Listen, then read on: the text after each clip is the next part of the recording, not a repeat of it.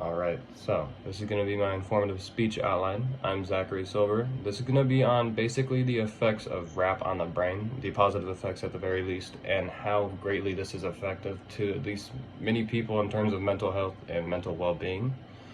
But starting off, rap, at least how I personally perceive it, is basically a form of art. It can be freely expressed or taken in as one desires, but the main factor of how someone perceives or takes it in is entirely dependent on how the person themselves is. No one kind of can perceive the same kind of music the same way that another person does. Everyone's life experiences, which are unique to them and them personally, cannot be kind of reciprocated through another person. Someone can kind of have that umbrella feeling, but I mean, at the end of the day, everybody's a little bit different. Everybody's going to take in that kind of piece a little bit differently.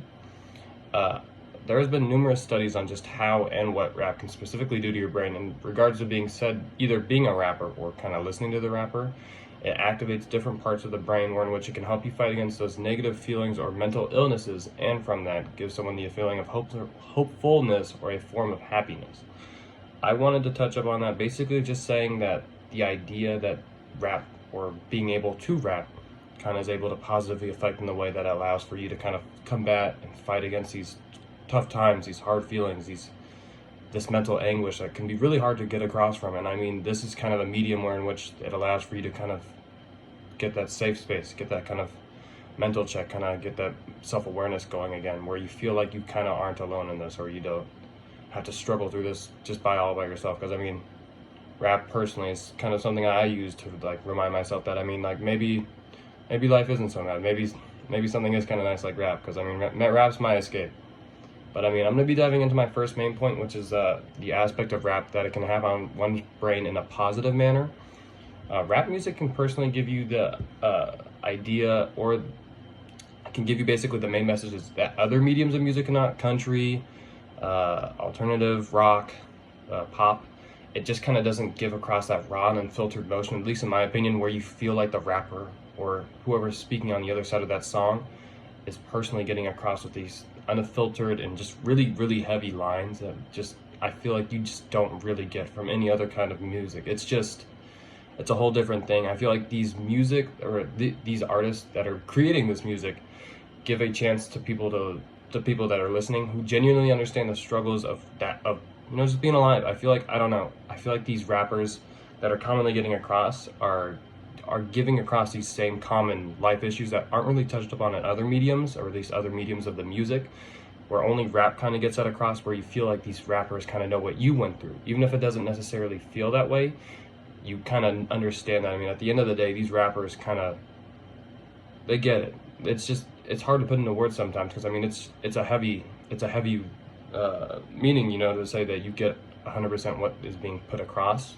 But the ability to appreciate these lyrics through a medium that other genres cannot really compete with, I just feel like rap itself allows through the lyricism, where in which, I mean, like, it lets people shine, where if you have like the ability to rhyme and kind of get across these messages, where it's almost, I kind of see it as poetry. I mean, these lines are heavy and filled with emotion and personal experience and wisdom, and I just feel like that's something you can't get out of other genres.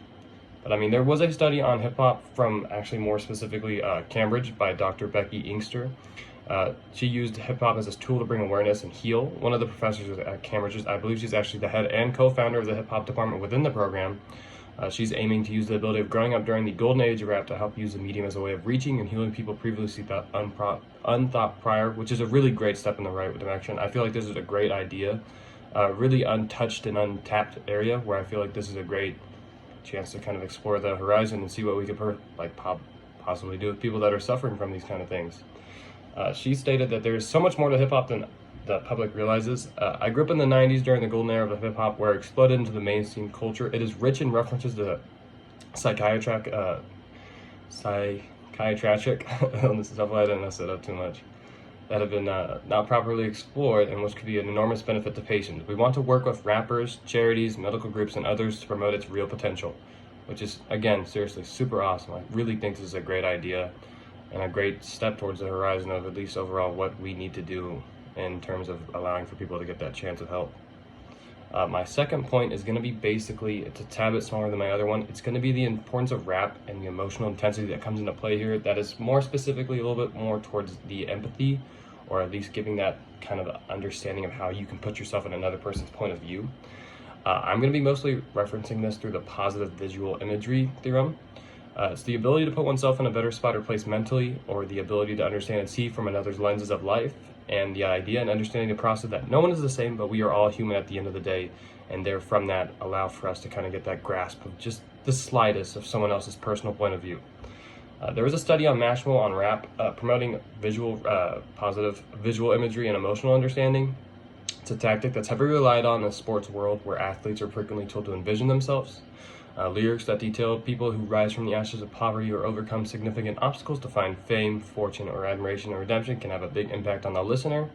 And the person who actually made this article, or was being referenced, was Dr. Becky Inkster again, who is that leading neuroscientist in the field that's pushing the boundaries of the field again. But in regards, basically in conclusion, rap or hip hop allows for people to reach and understand aspects of the brain through the medium in which it is presented to the listener. The ability to listen to the music and convert it into basic such life skills as empathetic understanding and kindness is shown through these heartfelt lyrics. Listening to this music helps one find themselves. The ability to realize and self-nurture and care is a huge aspect of some of these songs that I feel like rap personally is the big one, at least in getting people to understand the importance of taking oneself.